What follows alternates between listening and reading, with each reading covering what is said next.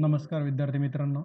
मराठा विद्याप्रसारक समाज संस्थेचे KTHM महाविद्यालय, डिपार्टमेंट ऑफ सोशलॉजी, समाजशास्त्र विभाग, MA part first, semester first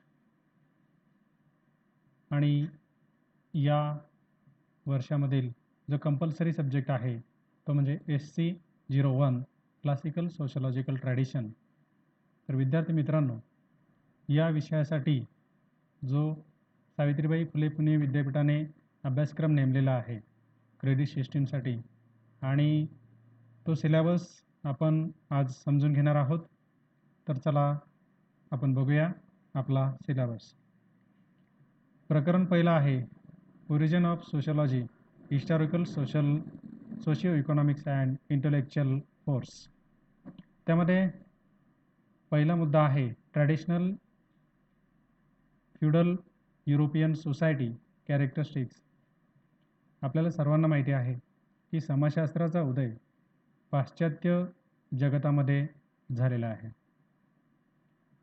समाजशास्त्राचा जनक हा मूळ फ्रान्स या देशामध्ये जन्माला आलेला आहे आणि या पाश्चात्य देशामध्ये घडलेल्या घडामोडींचाही आपल्या समाजशास्त्राच्या उदयावर मोठा पगडा आपल्याला दिसून येतो.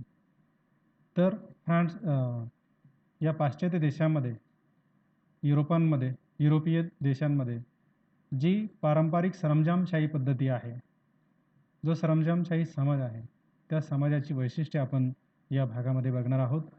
जमीनदारी पद्धती आणि जे विविध प्रकारचे वर्ग आहेत, या वर्गांच्या संदर्भात आपण माहिती बघणार आहोत. जमीनदार, कुळं, राजा, धर्मगुरू, सरदार, हे सगळे जे वर्ग आहेत ते सरंजामशाहीला कशा प्रकारचे पोषक होते हे आपण या ठिकाणी बघणार आहोत. दुसरा मुद्दा आहे enlightenment and its impact on thinking and reasoning, French revolution, industrial revolution, emergence of capitalism and its impact. Enlightenment म्हणजे ज्ञानोदय, त्याला आपण म्हणतो मराठीमध्ये, किंवा प्रबोधन असं आपण म्हणतो.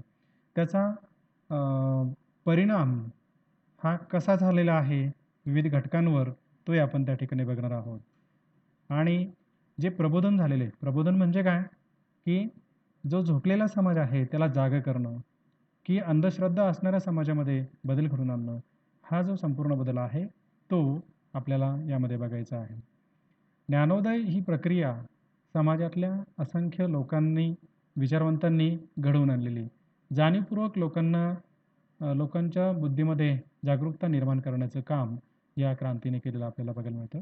आणि म्हणून या प्रबोधनातून विविध प्रकारच्या क्रांत्या ज्या आहेत ते घडवून आलेल्या आहे. यामध्ये जगप्रसिद्ध अशी फ्रेंच रिव्होल्यूशन किंवा फ्रान्सची राज्यक्रांती ही आपल्याला बघायला मिळेल, की या राज्यक्रांतीनं संपूर्ण समाजव्यवस्था जी आहे ती बदलून आणली. आणि विशेष म्हणजे संपूर्ण जगामध्ये उलथापालथ घडवून आणणारी एक घटना आहे. एक अभूतपूर्व अशी प्रकारची घटना आहे फ्रान्सची राज्यक्रांती. ही फक्त राज्यक्रांती नसून या राज्यक्रांतीनं संपूर्ण समाज ढवळून काढलेला आहे. विशेष म्हणजे माणसाला माणसाचे अधिकार मिळाले पाहिजे यासाठी हा लढा होता. राजेशाही किंवा हुकुमशाही, दडपशाही याच्या विरोधात चाललेला हा लढा होता. आणि म्हणून फ्रान्सची राज्यक्रांती हा संपूर्ण जगाला फ्रान्सनं एक प्रकारे एक मार्ग दाखवलेला आहे, पथदीप दाखवलेला आहे असे आपल्याला म्हणता येईल. या फ्रान्सच्या राज्यक्रांतीनं संपूर्ण जगाला एक मानवतावाद जो आहे तो दाखवून दिलेला आहे. आणि मानवी हक्कांचा जाहीरनामा जो आहे या फ्रान्सच्या राज्यक्रांतीतून घडून आलेला आहे. आपण ज्यावेळेस फ्रान्सची राज्यक्रांती बघू त्याची कारणं, परिणाम आणि या राज्यक्रांतीचे समाजशास्त्राच्या उदयावर कसे परिणाम झाले ही आपण बघणार आहोत. पुढची क्रांती जी आहे इंडस्ट्रियल रिव्होल्यूशन, औद्योगिक क्रांती आपण त्याला म्हणतो, की पूर्वी गृह उत्पादन पद्धती होती, घरगुती उत्पादन पद्धती होती, आणि या उत्पादन पद्धतीमध्ये कसा बदल झाला तो आपण त्या ठिकाणी बघणार आहोत. मानवी श्रमाऐवजी शक्ती साधनांचा वापर या उद्योगधंद्यामध्ये होऊ लागला. कच्चा मालाचा वापर करून त्याच्यावर प्रक्रिया करून पक्का मालामध्ये त्याचं रूपांतर होऊ लागलं. आणि त्यामुळे या औद्योगिक क्रांतीनं वस्तूंचं उत्पादन मोठ्या प्रमाणात झालं. त्याचबरोबर व्यापार वाढला आणि जगभरामध्ये वसाहती निर्माण झाल्या. मग या वसाहती मिळवण्यासाठी वेगवेगळ्या प्रकारची युद्ध झालेली आपल्याला बघायला मिळतात. संपूर्ण जगावर आपला पगडा असला पाहिजे असं अनेक राष्ट्रांना वाटू लागलं. यामध्ये मग इंग्लंड, फ्रान्स, जर्मनी अशा देशांमध्ये चढाओढ होऊ लागली. मग या इंडस्ट्रियल रिव्होल्यूशनचे काय काय परिणाम झाले संपूर्ण जगतावर हे आपल्याला माहिती आहे. त्यानंतर ते आपण सविस्तर त्यावेळेस बघणार आहोत. Emergence of capitalism and its impact. या औद्योगिक क्रांतीतून भांडवलवाद उदयाला आलेला आहे, की ज्याच्याकडे पैसा आहे तो कारखाना निर्माण करू शकतो, स्थापन करू शकतो आणि एक तत्त्व आहे, पैशामागेच पैसा धावतो असं म्हणतात किंवा पैशावाल्याकडेच पैसा जातो. कारण जो गुंतवतो पैसा त्याला त्यातून काहीतरी रिटर्न्स किंवा प्रॉफिट जो आहे तो मिळताना आपल्याला बघायला मिळतो आणि त्याचा परिणाम संपूर्ण या व्यवस्थेवर होतोय, समाजव्यवस्थेवर होताना बघायला मिळतो, अर्थव्यवस्थेवर होताना आपल्याला बघायला मिळतो. हाही भाग आपण या प्रकरणामध्ये बघणार आहोत. त्यानंतर या प्रकरणातला तिसरा भाग आहे किंवा सी किंवा क आपण त्याला म्हणूया, contribution of non western thinker ibn A Khaldun. आता हा एक नॉन वेस्टर्न थिंकर आहे. मी आत्ताच वर उल्लेख केल्याप्रमाणे असं म्हटलो, की समाजशास्त्राचा उदय युरोपामध्ये झालेला आहे, पाश्चिमात्य जगतामध्ये झालेला आहे. पण तसं बघितलं तर 13व्या शतकामध्येच इब्न ए खल्दून नावाचा एक विचारवंत होऊन गेलेला आहे. त्याला समाजशास्त्राचा मूळ उद्गाता असं म्हटलं जातं. त्याने लोकसंख्येचा अभ्यास केलेला आहे. त्याने संपूर्ण जगाचा इतिहास लिहिलेला आहे. तो एक प्राध्यापक म्हणून त्या कालखंडामध्ये त्यानं काम केलेलं आहे. म्हणजेच काय, की ट्युनिशिया या भागामध्ये आपल्याला माहिती असेल, की या विचारवंतानं आपलं एक वेगळं योगदान दिलेलं आहे.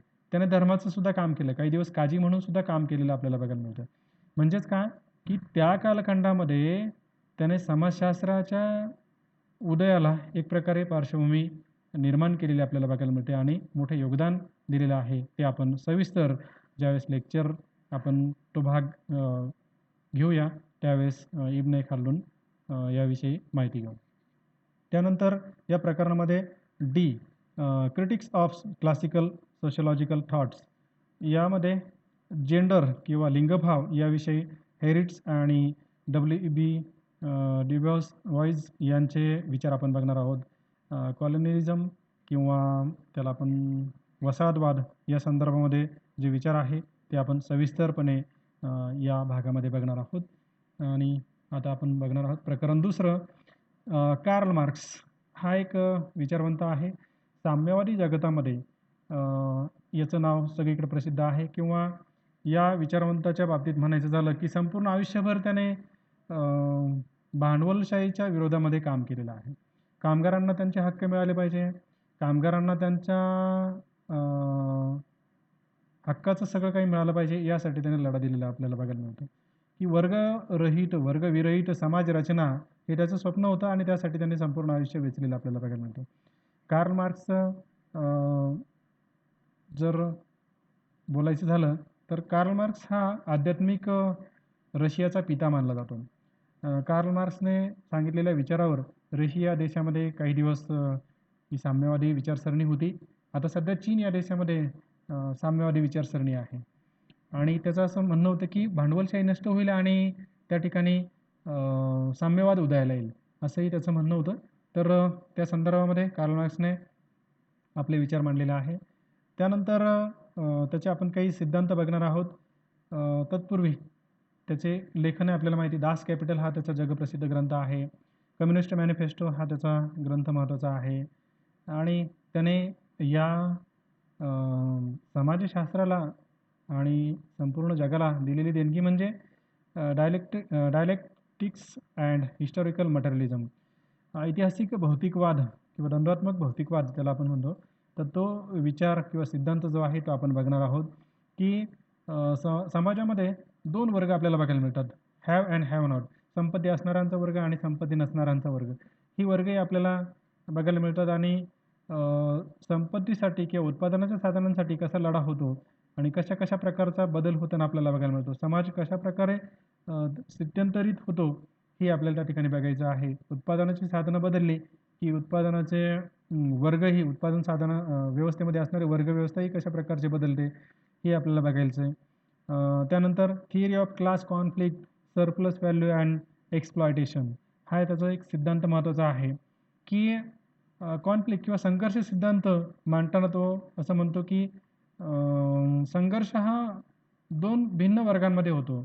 दोघांचेही हितसंबंध वेगवेगळ्या प्रकारचे असतात आणि म्हणून कार्ल मार्क्स असं म्हणतो की हा जो संघर्ष आहे संपत्तीसाठी आहे, हक्कांसाठी आहे आणि संपत्ती असणारा वर्ग संपत्ती नसणाऱ्या वर्गाचं शोषण करतोय, एक्सप्लॉयटेशन करतोय आणि म्हणून त्याच्याकडे एक वेगळ्या प्रकारचं संपत्तीचा संचय होताना आपल्याला बघायला मिळतो किंवा त्याला सरप्लस व्हॅल्यू आपण म्हणतो. याचं जर उदाहरण घ्यायचं झालं तर आपल्याला असं म्हणता येईल की सरप्लस व्हॅल्यू ही कशी तयार होते? कामाच्या तासांच्या संदर्भात बोलायचं झालं तर समजा एखादा कामगार 12 तास काम करतोय किंवा 8 तास काम करतोय. तर 8 तासापैकी 4 तास तो स्वतःची उपजीविका भागवण्यासाठी काम करतो आणि 4 तास तो मालकासाठी काम करतो. म्हणजे त्याला 8 तासाचे पैसे मिळायला पाहिजे मजुरी, पण प्रत्यक्षात त्याला 4च तासाचे पैसे मिळत आहेत. म्हणजे त्याचं एक प्रकारचं शोषण होत आहे आणि हे शोषण होतंय म्हणजे काय? आर्थिक शोषण होतंय. कामगाराला त्याच्या हक्काचे जे काही श्रमाचे मोल आहे किंवा जे काही मूल्य आहे ते त्याला उपलब्ध होत नाही आणि प्रामुख्याने आपल्याला असं म्हणता येईल की त्यामुळं मालकाला मोठ्या प्रमाणामध्ये धनसंचय होतो, मोठा फायदा होतो, मोठा वाढावा मिळतोय. त्याला सरप्लस व्हॅल्यू असं म्हणतात आणि एक प्रकारे शोषणातून निर्माण झालेला हा पैसा आहे, असे आपल्याला म्हणता येईल. हा सिद्धांत आपण शिकवताना सविस्तर त्याची माहिती घेणार आहोतच. आपण त्याचा पुढचा सिद्धांत बघणार आहोत, थिअरी ऑफ एलिनेशन. याला मराठीमध्ये म्हणतात एलिनेशनला मराठीमध्ये म्हणतात अलगता, दुरावा किंवा परात्मता असे 3 मराठी शब्द आहेत. म्हणजे कार्ल मार्क्सचा दुराव्याचा सिद्धांत किंवा अलगदेचा सिद्धांत. मग ही अलगता, दुरावा केव्हा निर्माण होतो आणि कोणाच्या बाबतीत निर्माण होतो? तर प्रामुख्याने आपल्याला असं म्हणता येईल की कामगाराच्या बाबतीमध्ये निर्माण होतो. कामगार म्हटला की त्याला ह्या सगळ्या गोष्टी आलेल्याच. उदाहरण घ्यायचं झालं तर आपल्याला असं म्हणता येईल की 4 प्रकारच्या त्यानं अलगता, दुरावा त्याने सांगितलेला आहे. कामगार हा त्याने निर्माण केलेल्या वस्तूपासून दुरावतो. कामगार हा कारखान्यापासून किंवा उत्पादन साधनापासून दुरावतो. कामगार हा त्याच्या मित्रांपासून दुरावतोय. कामगार हा त्या वस्तूच्या उपभोगापासून दुरावतो. म्हणजे काय? हे 4 प्रकारचे दुरावे निर्माण होत आहे म्हणजे काय? की ज्या कारखान्यामध्ये तो काम करतो, त्या कारखान्यामध्ये निर्माण झालेल्या वस्तूचा जर त्याला उपभोग घेता येत नसेल, तर त्याला दुरावा असं म्हणता येईल. उदाहरणार्थ, एखाद्या सॉफ्टवेअर कंपनीमध्ये किंवा लॅपटॉप निर्माण होणाऱ्या कंपनीमध्ये जे कामगार काम करतात, त्यामध्ये कामगारांचे 2 प्रकार पडतात. एक skill based worker and non skill based worker. म्हणजे काय? की ज्यांच्याकडे कौशल्य आहेत अशा श्रमिकांना वेतन अतिशय सन्मानजनक असतं. पगार चांगला असतो, सॅलरी चांगली असते. परंतु जे ज्यांच्याकडे स्किल नाही, अशा प्रकारचे जे काही वर्कर आहेत, त्यांना अतिशय कमी उत्पन्न मिळतंय, कमी पगार मिळतोय. त्यामुळे एखाद्या श्रमिकाला की जो स्किल नाही आहे अशा प्रकारचा जो वर्कर आहे, त्याचा पगार कमी असल्यामुळे त्याच्या कंपनीमध्ये तयार होणारा लॅपटॉप तो खरेदी करू शकत नाही. म्हणजे त्या लॅपटॉपचा तो उपभोग घेऊ शकत नाही. अशा प्रकारची अलगता निर्माण झालेल्या वस्तूपासून निर्माण झालेली आहे. त्या कामगाराच्या मनामध्ये त्याला वस्तूपासून निर्माण झालेला दुरावा असं आपण म्हणतो.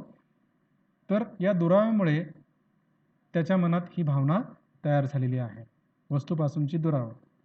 तर हा सिद्धांत आपण त्या ठिकाणी सविस्तरपणे नंतरच्या व्हिडिओमध्ये बघणार आहोत. त्यानंतर पुढचा विचारवंत आहे इमाईल डुर्खेम. आता या विचारवंताचं जर आपल्याला परिचय बघायचा झाला तर हा फ्रेंच विचारवंत आहे. ऑगस्ट कॉम्ट नंतर यांनी समाजशास्त्राला एक वेगळ्या उंचीवर नेऊन ठेवलेलं आहे. आपल्या लिखाणानं आणि आपल्या बौद्धिक संपदेनं त्याने समाजशास्त्र समृद्ध करण्याचा प्रयत्न केलेला आहे. तर त्याचा ली सुसाईड नावाचा ग्रंथ प्रसिद्ध आहे.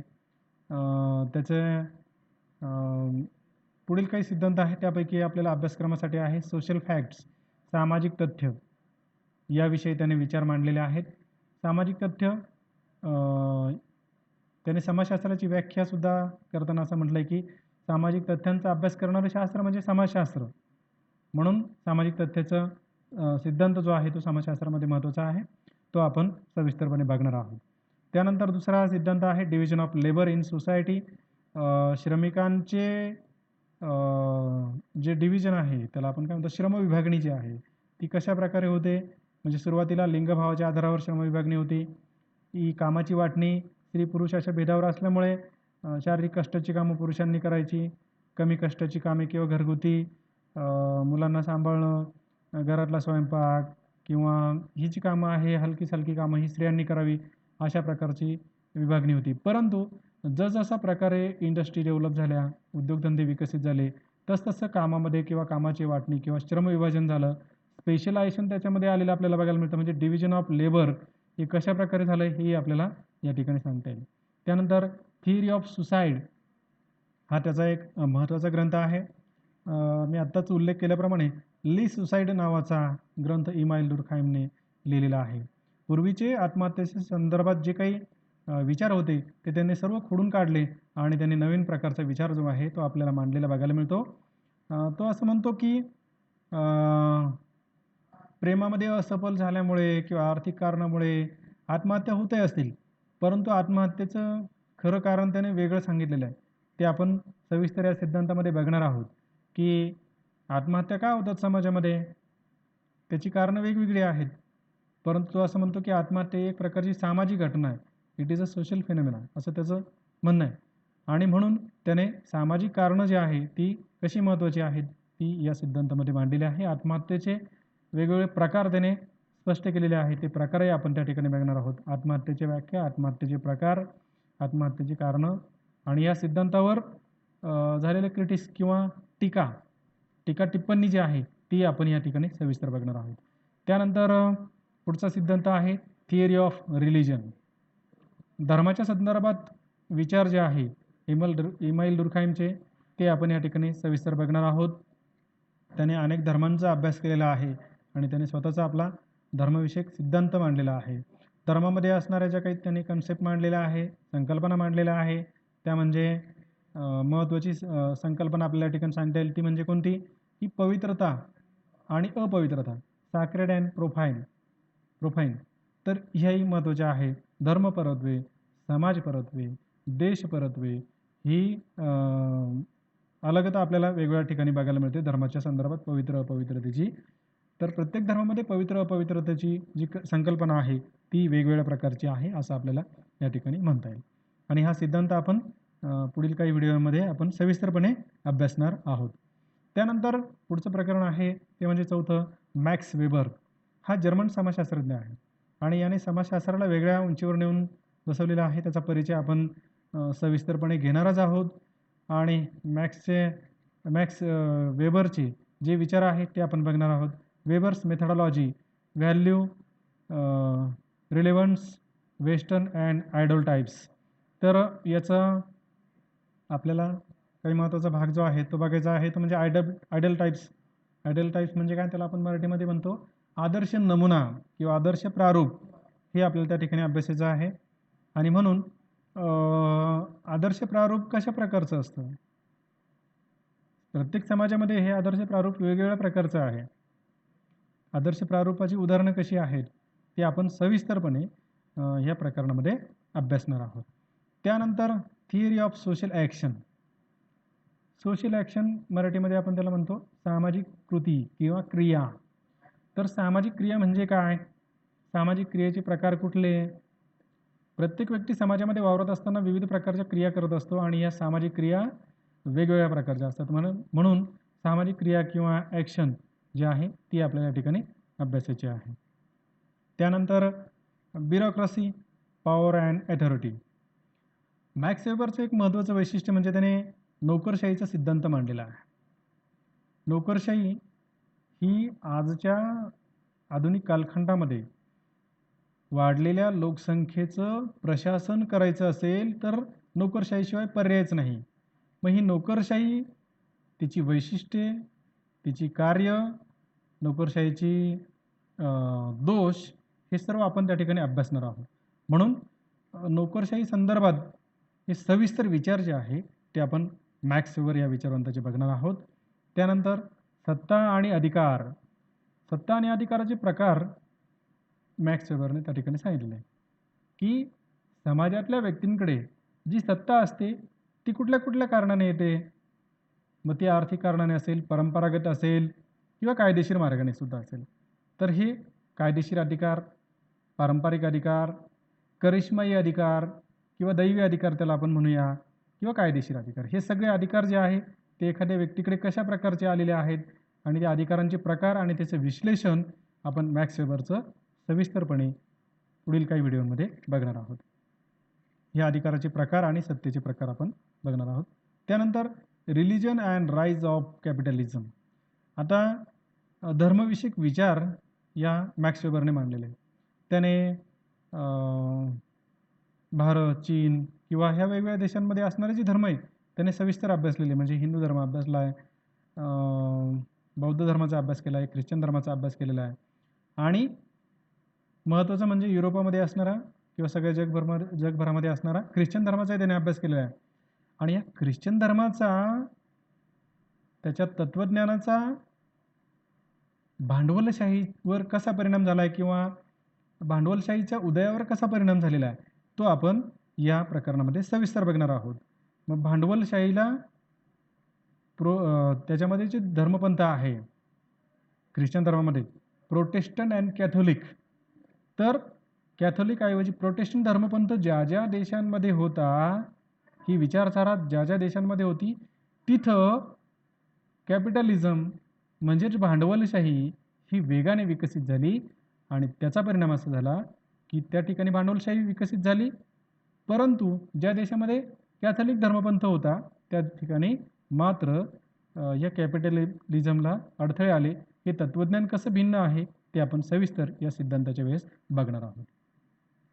आता आपल्याला या सिलेबस संदर्भात काही इसेन्शियल रीडिंग जे आहे ते दिलेलं आहे. पुणे विद्यापीठाच्या वेबसाईटवर पण दिलेलं आहे. त्यामध्ये आपण काही पुस्तकांची नावं बघणार आहोत. Classical and contemporary sociological theory, हे सुद्धा एक पुस्तक आहे. त्यानंतर मॅक्स वेबरचं दुसऱ्या नंबरचं जे पुस्तक आहे ग्रेट एच अँड बिल CW from Max Weber, Weber's essays in sociology in Oxford university press. त्यानंतर रिझर 2008 सोशियोलॉजिकल थिअरी न्यूयॉर्क, याचंही चॅप्टर 1 ते 4 महत्त्वाचं आहे या संदर्भात. त्यानंतर चौथ्या नंबरचं पुस्तक आहे कोझरचं 1977 साली प्रकाशित झालेलं आहे master of sociological thoughts New York, ही महत्त्वाचे आहे. पेज नंबर दिलेले आहेत त्यावर सविस्तरपणे याचा काही भाग जो आहे तो बघायला मिळाला. पेज नंबर 43 ते 87 आणि 129 ते 174, 217 ते 260. त्यानंतर गिडन्स नावाचा विचारवंत आहे 1997 capitalism and modern social theory, an analysis of writing of Marx, Durkheim and Weber's, Cambridge university प्रेसचं हे रीडिंग्स आहे. त्यानंतर काही रेफरन्सेस आपण त्या ठिकाणी बघणार आहोत. त्यामध्ये 1997 साली प्रकाशित झालेलं पुस्तक आहे classical social theory New York Oxford university press. त्यानंतर 2002 साली क्लासिकल सोशल थिअरी USA ब्लॅकवेलचं प्रकाशन आहे. त्यानंतर तिसरं आहे गिडन्स 2013 साली प्रकाशित झालेलं political sociology and social theory, हे महत्त्वाचं पुस्तक आहे. त्यानंतर काही महत्त्वाची पुस्तकं दिलेली आहेत. 4 नंबरचं 1965 साली main currents in sociological thoughts volume दिलेला आहे, फर्स्ट अँड सेकंड, लंडनवरून प्रकाशित झालेलं हे आहे. त्यानंतर 5 नंबरचं दिलेलं आहे 2001 साली प्रकाशित झालेलं, त्यामध्ये ideology and development of sociological theory लंडनहून पियर्सनचं प्रकाशन आहे. याचबरोबर काही मराठी संदर्भ पुस्तकंसुद्धा आपल्या सिलेबसच्या खाली दिलेली आहेत, तीसुद्धा आपण बघू शकता. त्यामध्ये महाशय सोमन आणि डॉक्टर संजय सावळे यांचं 2016 साली प्रकाशित झालेलं समाजशास्त्रीय विचार हे पुस्तक जे आहे ते महत्त्वाचं आहे. डायमंड प्रकाशन पुणे यांनी ते प्रकाशित केलेलं आहे. त्यानंतर दुसरं महत्त्वाचं पुस्तक आहे ते म्हणजे डॉक्टर नि. स. वैद्य यांचं 1987 साली विद्या प्रकाशन नागपूरनं प्रकाशित केलेलं समाजशास्त्रीय विचारवंत हे मराठी पुस्तक अतिशय सुंदर आहे. त्यानंतर तिसरं आहे आठवले मार्क्स व मार्क्सवाद ल. जोशी, म्हणजे या दोघांनी जे काही संपादित केलेलं समाज विज्ञान कोश आहे खंड नंबर 3, त्यामध्ये सुद्धा हा भाग सविस्तरपणे आहे. चौथं जे आहे पराडकर मोश यांचं 1989 साली प्रकाशित झालेलं डुरखाइम अँड यांचं जे आहे पुस्तक आहे ते म्हणजे संपादित केलेलं आहे मराठी समाज विज्ञान कोशामध्येच आहे आणि ते संपादित केलेलं आहे जोशी आणि पराडकर यांनी. तर डरखाईमच्या संदर्भात सुद्धा समाज विज्ञान कोशामध्ये सविस्तरपणे त्याचे उल्लेख आलेला आहे. त्यानंतर मराठी विश्वकोशामध्ये 1990मध्ये वेबर आणि मार्क्स या विचारवंतांचे विचार दिलेले आहे. गुंडी प्र. आणि ल. जोशी यांनी हे तर आज आपण हा सिलेबस समजून घेतलेला आहे.